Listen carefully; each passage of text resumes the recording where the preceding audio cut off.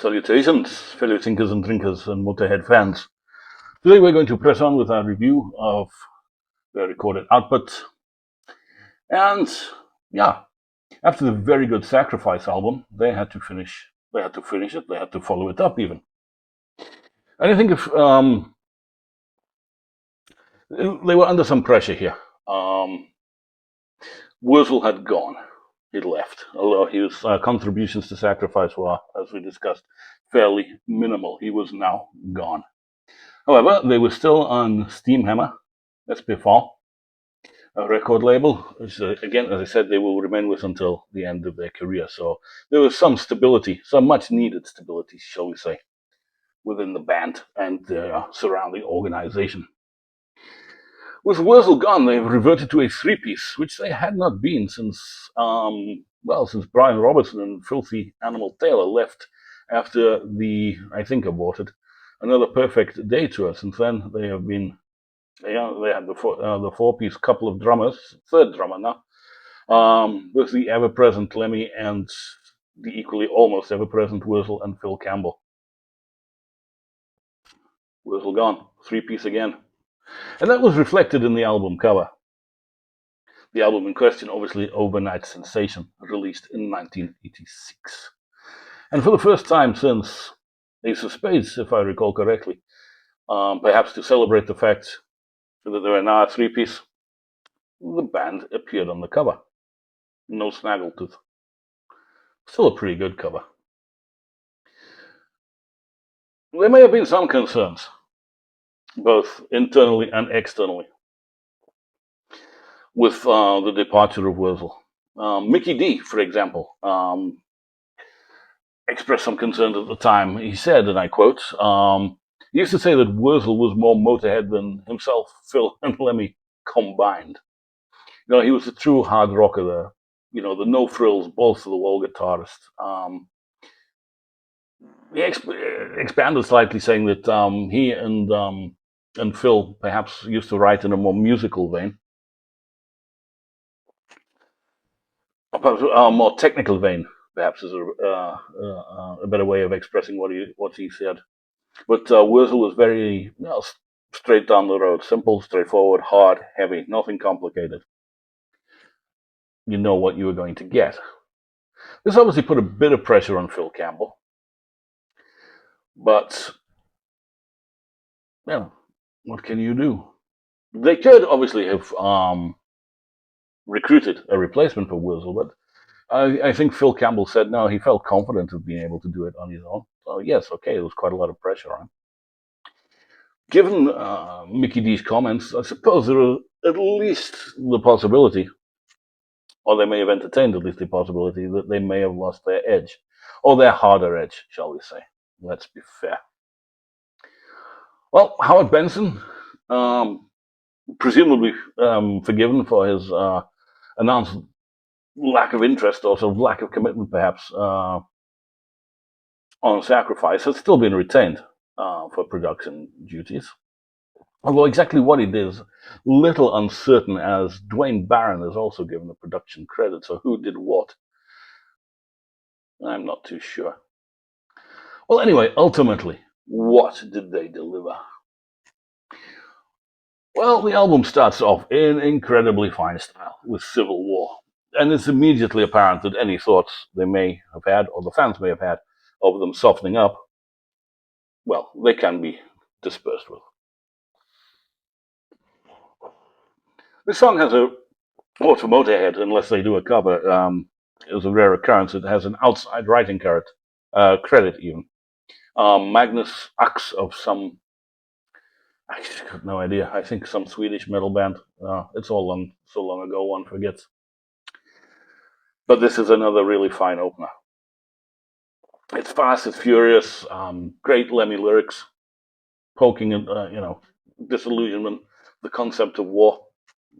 A theme he will often return to, but this is a really good song. Kicks serious ass. There's another one that was very good live.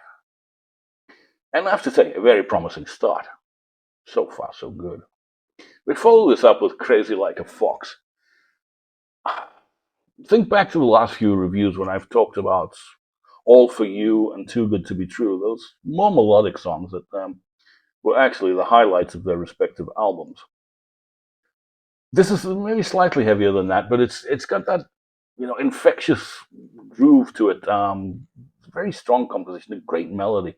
It's catchy. It is. It's again, you'd have to say, in some other world, this could well have been single potential, but you know, some things are just not meant to be. But it's a really good song. Little different, but yeah, album's off to a great start.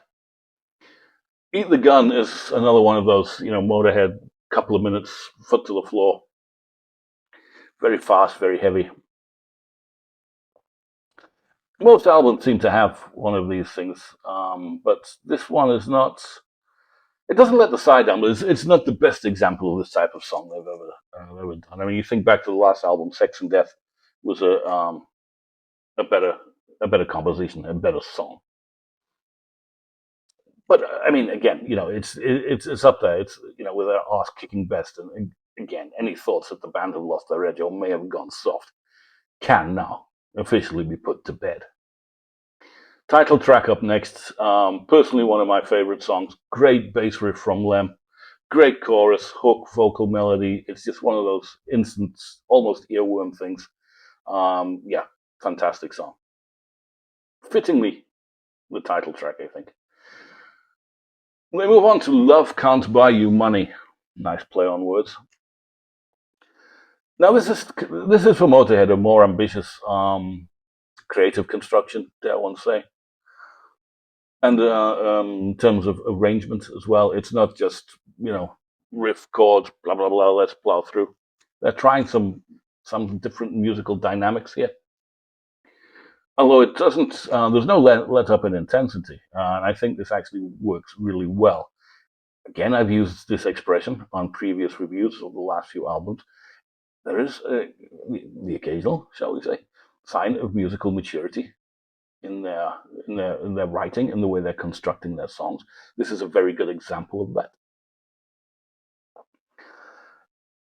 We move on to Broken, which is again on the face of it perhaps more commercial. Yeah, but again, it's very well constructed and it's very memorable. There's a good hook to it, and I can remember hearing this live. It went down really well and worked really well in a live setting, which is always, I think, an indication of a well-written song. It's really strong stuff. I like it. This is turning out to be a damn fine record. Okay, Them Not Me is another one of these 2-minute short blasts, just in case anybody was venturing to go to sleep. They're now very much awake. Think Burner from Bastards, but it's just not quite as good, unfortunately. But again, there's nothing wrong with it. It's not a bad song. It's just maybe not quite as good as Burner. We move on to Murder Show, which is, this is more of the, their signature Motörhead rock and roll. But obviously it's Motörhead, isn't it? It's still very heavy. It's another one. It's got a very memorable hook and chorus to it, and it's another really strong entry on this album. And the album flows really well. No let up thus far, which continues, I have to say, to Shake the World, which is perhaps the most metal, if I have to say that, song on the album. It is a bit slower, and it's got a certain menace to it. Which has been creeping in, I guess, ever since maybe Orgasmatron. Again, really guns, really, really strong stuff. And the album finishes in very untypical Motörhead style, I have to say. They've gone back to, it's the second instance on this album of something akin to All For You or Too Good To Be True type of track. But this is even more commercial, believe it or not. You have to say it. Can't avoid it. It's radio friendly, but it's still Motörhead. And I don't mean that as a criticism. It's actually it's another really strong song. Not often they end their albums with something like this. They've gone out with some bangers and some belters. But this is a slightly different approach. yeah, again, you have to say, if with a bit of luck or a bit of good promotion or something, had they released this as a single, you could really imagine this of taking off, getting almost mainstream airplay. You just can't deny it's a very good song. And there we have it. So, new era of the band. And one, as we'll see, will be the last incarnation of Motörhead. Will take them through to the end of their career. Back to their, I suppose, traditional, shall we say, three-piece format. Is Wurzel missed? Well, on the strength of listening to this record, you'd have to say not particularly. Um, Again, how would it have sounded with him and with his contributions and with his commitment? Well, we don't know. It never happened. But again, this is not a softening of Motörhead particularly. There are two more commercial songs on it, but they were included in albums featuring Wurzel as well. Difference here, there are two of them. But no, this is really strong stuff. Perhaps it's touch more musical in general than say Sacrifice or even Bastards. Maybe I don't know. They were trying something different. I don't know what their intentions were. Maybe the fact that they were down to a three-piece really forced them to try harder. It's not an unknown phenomenon. As a record, this is a triumph for Phil Campbell.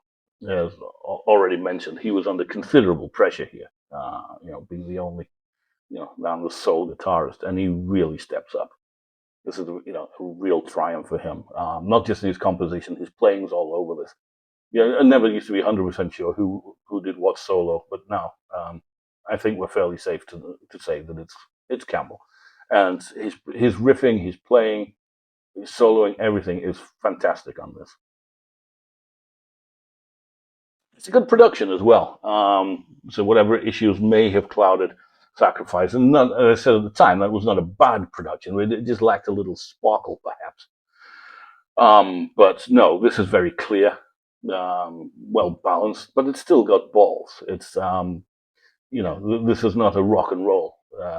Sorry, I meant March or Die, obviously, production where they were obviously aiming for that mainstream, accessible, radio friendly sound. So there you have it. For me, it's another triumph. They're on a roll after Bastards. That's the third one in a row now. Real top draw stuff, top tier Motörhead. I slightly prefer this over Sacrifice. I think the writing's stronger, production's better, but that's not the main difference.